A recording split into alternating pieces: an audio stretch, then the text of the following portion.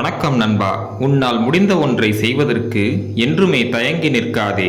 உன்னால் முடியாத ஒன்றை செய்யாமல் இருப்பதற்காக வருந்தாதே.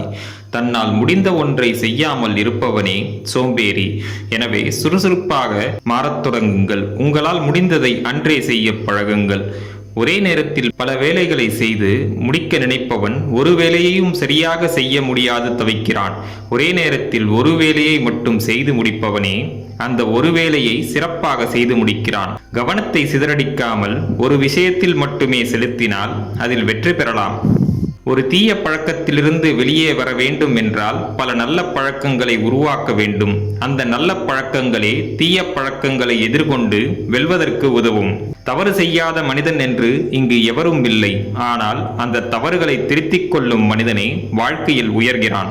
உலகத்தில் பிரச்சனைகள் அதிகம் இருந்தாலும் அதற்கான தீர்வுகளும் அங்கங்கு இருக்கத்தான் செய்கிறது. பிரச்சனைகளை தீர்க்க நினைக்கும் மனிதன் தீர்வுகளை தேடுகிறான், பிரச்சனைகளை கடக்கிறான். தீர்வுகளை தேடாதவர்களோ அந்த பிரச்சனையில் மூழ்கி வருத்தத்தில் காலத்தை வீணாக்குகிறார்கள். நீ சுதந்திரமாக செயல்பட வேண்டும் என்றால் உன்னை நீயே இயக்க வேண்டும். உன்னை நீயே இயக்கவில்லை என்றால் மற்றவர்கள் லட்சியத்திற்காக உங்களை பயன்படுத்திக் கொள்வார்கள். அங்கு உங்களுக்கு சுதந்திரம் இருக்காது. வீட்டிற்குள் காற்று வீசவில்லை என்பதற்காக வீட்டிற்கே போக மாட்டேன் என்று முடிவெடுப்பது சரியல்ல. ஜன்னல்களை திறந்தால் போதும் காற்று வீசும். அதேபோல் உங்கள் இலக்கை நோக்கிய பயணத்தில் பிரச்சனைகள் வருகிறது என்றால் இலக்கையே கைவிடக்கூடாது. பிரச்சனைகளை தீர்க்கத்தான் முயற்சி செய்ய வேண்டும். நேரத்தின் அருமை தெரிந்த மனிதர்களே அதை சரியாக பயன்படுத்துகிறார்கள், வாழ்க்கையில் வெற்றி பெறுகிறார்கள். நேரத்தை வீணாக்கும் மனிதர்கள் பொழுதுபோக்கில் நேரத்தை செலவிடுகிறார்கள், வாழ்க்கையில் பெரிதாய் எதையும் சாதிக்க முடியாமல் தவிக்கிறார்கள். வாழ்க்கை மீது பேரன்பு கொண்ட மனிதர்கள் தங்கள் நேரத்தை வீணாக்குவது இல்லை. வெற்றிக்கு அதிகப்படியான அறிவு தேவைப்படுவதில்லை. இருக்கும் அறிவை சரியாகவும் தொடர்ச்சியாகவும் உபயோகப்படுத்தினால் வெற்றி பெறலாம்.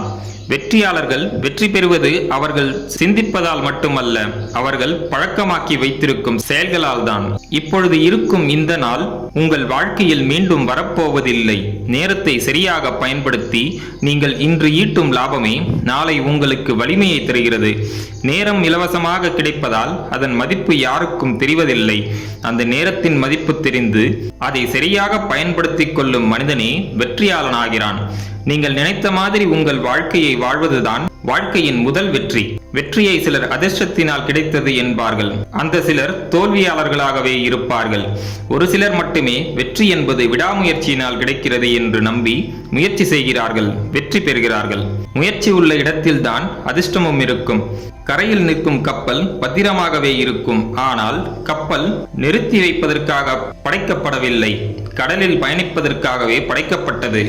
அதுபோலவே உங்கள் சோம்பேறித்தனத்தை கைவிட்டு உங்கள் கடமைகளை சரிவர செய்ய பழகினால் நீங்கள் யார் என்பது உங்களுக்கு புரியும். வாழ்க்கையில் உயரலாம்.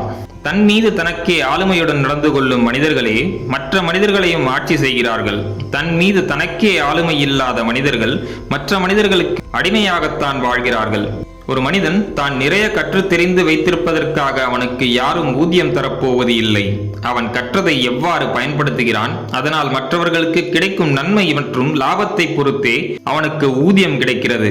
அதனால் வெறும் கற்றல் பயனளிக்காது. கற்றதை நடைமுறை வாழ்க்கையில் பயன்படுத்த வேண்டும். மனிதனின் எண்ணங்களில் சிறிதளவு மாற்றம் ஏற்படுத்தினாலும் அது பெரிய மாற்றத்தை உருவாக்கும். நல்ல எண்ணங்கள் உருவாக்கினால் உங்களை நோக்கி நன்மைகள் உருவாகத் தொடங்கும்.